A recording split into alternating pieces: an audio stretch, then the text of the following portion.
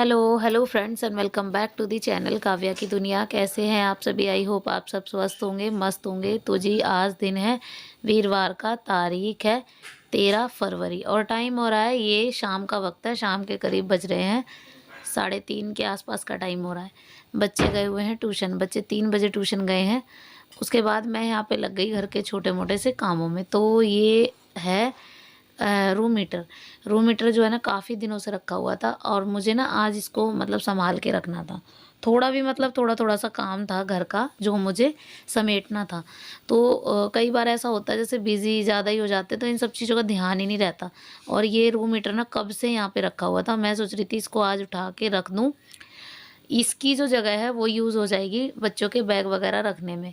अब ये जो है ना जगह इतनी घेरता और एक कमरे में कई बार इतना डिस्टर्बेंस हो जाता है कि नहीं हो पाता, मतलब एडजस्ट जितनी भी कोशिश कर लें हम नहीं हो पाता। तो इसी वजह से तो आज जो है ना बस मेरे लेटे-लेटे अचानक से दिमाग में आई, तो मैं जो है ना यहाँ पे ये सब चीज़ें सँगवाने में लग गई। तो ये रखा होता हमारे यहाँ पे अलमीरा के ऊपर, तो यहीं पे इसकी फ़िक्स जगह है। अब ये नेक्स्ट सर्दियों तक यहीं पे रखा रहेगा, जब सर्दी कुछ ज़्यादा होंगी तब ये उतरेगा।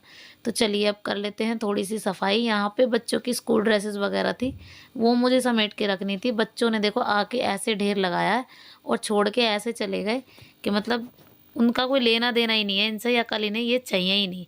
तो बस मैंने सोचा कि इनको थोड़ा समेट दें। अब यहाँ ड्रेस के साथ-साथ ये बुक्स वगैरह भी कुछ रखी हुई थी और ये ना मैंने बैग धोए थे कभी 2 दिन पहले ना, बच्चों के स्कूल बैग धोए थे। अब उसके बाद जो है ना जितनी ज़रूरत थी उन्होंने रख ली और बाकी की बुक्स वगैरह ये ऐसी पड़ी रही।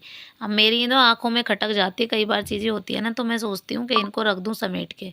लेकिन कई बार होता है कि मेरे को ये लगता है कि बच्चों को इनकी ज़रूरत होगी, लेकिन वो छोड़ जाते हैं ना कई बार। तो मैंने 2-3 दिनों से इनको लगातार कंटिन्यू देखती जा रही थी, लेकिन अब मुझे लगा कि अब इनको इनकी ज़रूरत नहीं है, तो मैंने ये समेट के रख दिए नीचे वाले ड्रॉअर में।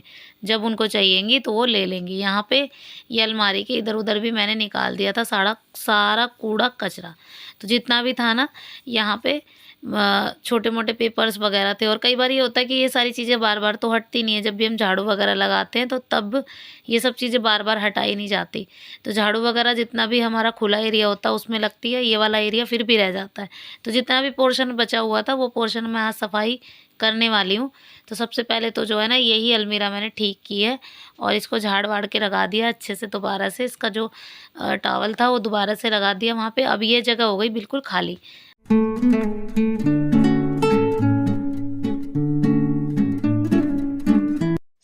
तो चलिए अभी बारी आती है साइड काउंटर की, और इसको भी सोचा था अब लगे हाथ जो है ना इसको भी कर दिया जाए। तो एक्चुअली में मेन पर्पज़ क्या है मेरा? मेन पर्पज़ ये है कि मेरी अलमीरा की चाबी जो है ना मुझसे खो गई है। मतलब गुम हो गई, मैं उसे रख के भूल गई पता नहीं कहाँ, और उसकी वजह से मुझे सारा कुछ जो है ना तहस-नहस करना पड़ रहा है। अब ये है कि हाँ, मैं इस बहाने सफाई भी हो जाएगी और कहीं तो कहीं रखी होगी, तो कहीं न कहीं मिल ही जाएगी। तो बस इसी वजह से मैंने सोचा कि ढूँढ लेती हूँ थोड़ा-सा, इधर-उधर कहीं रखी हो या मैं भूल ही गई हूँ रख के। लेकिन सारी साफ-सफाई होगी, लेकिन वो नहीं मिली मुझे चाबी। अब जो मैं सोची थी कि बेड वगैरह की इधर-उधर गिर गई है, तो मैंने बेड वगैरह सरका के भी देखा, तो मुझे फिर भी नहीं मिली वो। और मिली कहाँ मुझे? मिली मुझे यहाँ पे थी बेड का जो गद्दा है ना, ये इधर वाला, इसके अंदर है ना हल्की-सी चैन खुली हुई थी और जैसे मैंने गद्दे के नीचे रखी होगी ना चाबी, तो उसकी अंदर चली गई वो, और मुझे लगा कि मैंने गद्दे के नीचे ही रखी है, लेकिन गद्दे के नीचे ढूँढना मेरा को सबसे मेन जो था ना, सबसे मेन जगह यही होती है कि गद्दे के नीचे, और मैं ढूँढ रही थी लेकिन फिर भी नहीं मिली। और मुझे और ज़्यादा घबराहट हो गई कि मिली नहीं है। परेशानी इतनी हो गई क्योंकि सारा जो भी था ना सब अलमारी में ही रखा हुआ है। अब इसी वजह से थोड़ी-सी टेंशन यही हो गई थी। फिर उसके बाद जो है ना बस यहाँ पे ड्रेसिंग की भी थोड़ी-सी सफाई की है। ड्रेसिंग का जो सारा सामान है ना, वो थोड़ा-सा जैसे जब फंक्शन वगैरह आते हैं तो थोड़ा यूज़ होता है तो इधर-उधर हो जाता है। अब वही है, रखने का जैसे हम उठाते हैं ना चीज़ें वैसे रखी नहीं जाती हैं, तो इसी वजह से थोड़ा-सा तहस-नहस हो। अब कोई भी इयररिंग्स या ज्वेलरी वगैरह कुछ भी चाहिए होती है ना, फिर जहाँ से वो उठाई जाती है ना वहाँ पे रखी नहीं जाती एज़ इट इज़। तो इसी वजह से हमेशा जो है ना, हमेशा फैलावा फैलता है। तो बस इसी वाले मैं यहाँ पे जो है ना बस उसी चीज़ों को अरेंज कर रही थी। ये सोचा था कि हाँ, कर लेती हूँ अरेंज, फिर ये होगा कि चीज़ें अरेंज हो जाएँगी तो फिर मेरा काम आसान हो जाएगा। अब यहाँ पे ड्रेसिंग वगैरह की सफाई तो मुझसे हो गई। तो जी शाम का वक़्त था, शाम के वक़्त ही मैंने सफाई शुरू की थी, तो बस ये सफाई करने के बाद पहले चाय पी लेते हैं, तो चाय यहाँ पे लेकर आई थी कोमल बना के, और वही बना के ले आई थी, मतलब मुझे नहीं बनानी थी। तो बस चाय और कचरी वगैरह थी, तो बस चाय वगैरह पीने के बाद फिर दोबारा से मैं अपने कामों में लगी। अब ये इवनिंग का टाइम है, मतलब यहाँ पे मैं बना रही हूँ रोटियाँ, तो मैंने सिंपल सी दाल बनाई थी, दाल और रोटी ही बनानी थी मुझे बस। तो मैंने दाल चढ़ा दी थी, तब तक मैंने अपने बाकी के काम निपटा लिए थे, आटा वगैरह लगा दिया, बस फटाफट से यहाँ पे रोटियाँ सेक रही हूँ। और रोटियाँ सेकते-सेकते ही ईरा से भी बात कर रही थी, क्योंकि वो जो है ना मेरे पास ही खेल रही थी और बातें चल रही थी उसी से। ईरा जूता कहाँ गया है? जूता कहाँ है जूता? ईरा कहाँ है जूता? कंगा कंगा हुई बोल है, बोल खेलो।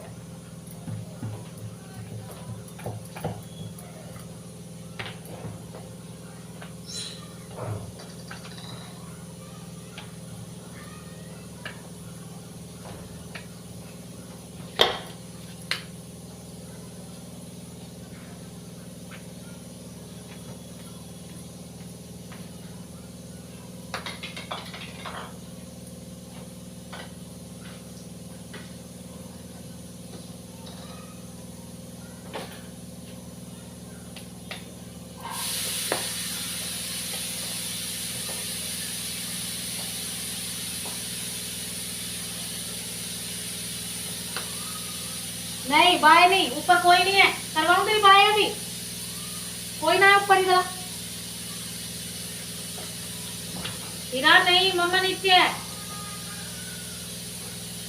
नहीं नहीं, ये ऊपर चल रही हो तो।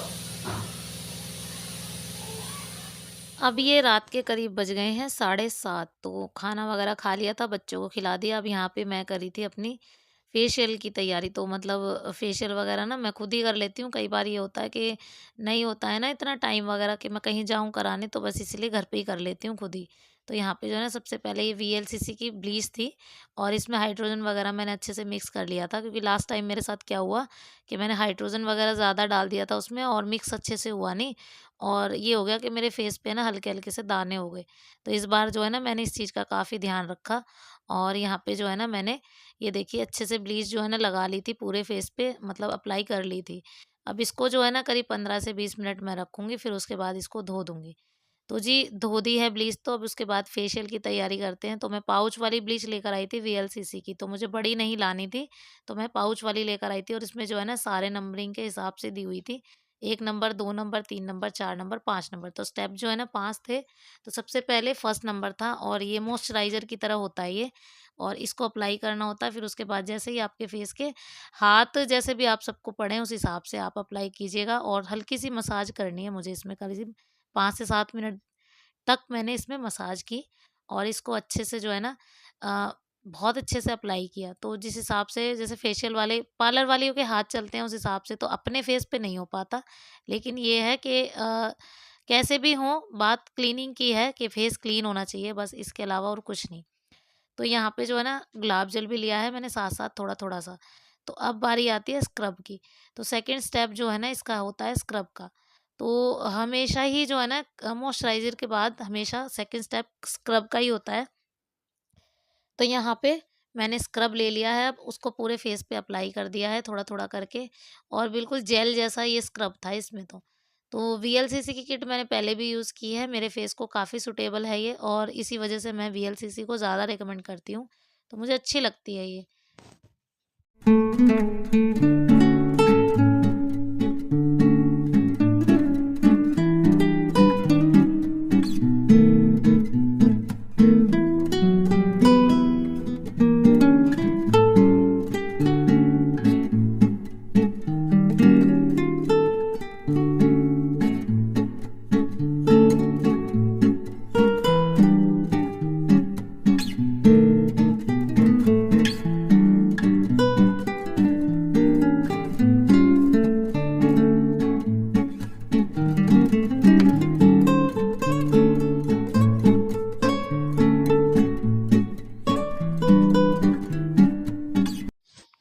फेशियल के पूरे पूरे प्रोसीजर में ना सबसे मेन ये होता है कि पूरे प्रोसीजर में ये स्क्रब सबसे मेन होता है, जितनी देर तक हो सकता है यही होता है, बाकी सारे तो आप 5 से 7 मिनट तक कर सकते हैं, लेकिन स्क्रब को हमेशा थोड़ा ज़्यादा देर तक अप्लाई करना होता है, क्योंकि स्क्रब ही जो है ना, आपके फेस के जो टैन वगैरह हैं, ब्लैक हेड्स वगैरह वो निकालता है।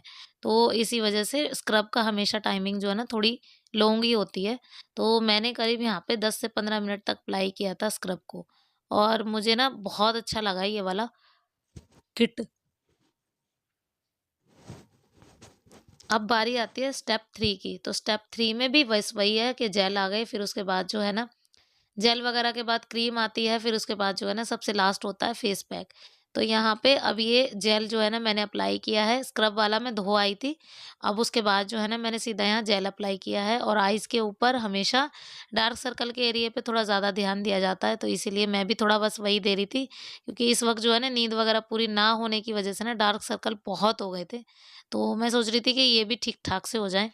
सारे स्टेप मेरे कंप्लीट हो गए थे, और जेल के बाद क्रीम थी एक, वो भी अप्लाई कर दी है, और उसके बाद सबसे लास्ट स्टेप होता है ये फेस पैक का। अच्छा, मैंने ना इसको मतलब घोला नहीं, जैसे बोलते हैं ना पानी वगैरह में घोल लेते हैं, वैसे नहीं घोला मैंने, क्योंकि मैं इसको सीधा ऐसे ही अप्लाई करना चाहती थी, क्योंकि मुझे बहुत जल्दी सुखाना था ये। तो मेरे पास ना इतना टाइम वगैरह था नहीं, क्योंकि अब बहुत रात हो गई थी, और करीब मतलब 9 के आस-पास का ही टाइम हो गया था, इवन उनके आने का भी टाइम हो गया था, तो बस मैं सोच रही थी कि जल्दी से जल्दी इसका निपटारा हो। तो बस इसी वजह से मुझे जल्दी सुखाना था, तो मैंने फेस पैक जो है ना अप्लाई कर दिया है, और देखिए पूरे फेस पे इसको आप आईज़ के ऊपर वगैरह आउट एरिया पे सब पे लगा सकते हैं, क्योंकि फेस पैक है, इसकी कोई प्रॉब्लम नहीं होगी। तो इसलिए मैंने इसको पूरे फेस पे लगा दिया था।